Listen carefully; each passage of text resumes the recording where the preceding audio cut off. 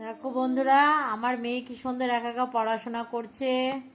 ওর আজকে একটু মন খারাপ, ওর বাবা চলে গেছে আজকে, তার জন্য ওর একটু মনটা খারাপ শোনা। কিন্তু আমার মেয়ে দেখো যোগ অঙ্ক করছে, বিয়োগ অঙ্ক দিয়েছি করছে, দাগ কেটে কেটে অঙ্ক করছে বন্ধুরা। আর আমি দেখছি ওর পড়াটা, অঙ্কখানা দিয়েছি সেখানে দেখছি ঠিকঠাকভাবে করছে কিনা বন্ধুরা। ও এখন পড়াশোনা করতেই ব্যস্ত, তাই তো? বলছে আজকে মা জানো আমার মা, সরি বন্ধুরা, আমার ম্যাম, আমাকে স্কুলের ম্যাম বকেছে। আমি বলছি কেন বকেছে? বলছে মা আমি ঠিক করে নাচতে পারিনি আজকে, তার জন্য ম্যাম।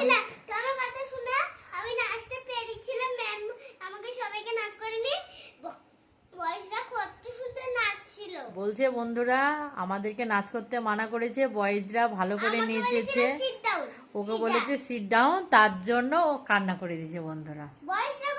আমি বললাম দিদিমণিরা একটু একটু বকে, তাহলে শিখবা কি করে না বকলে, তাই না?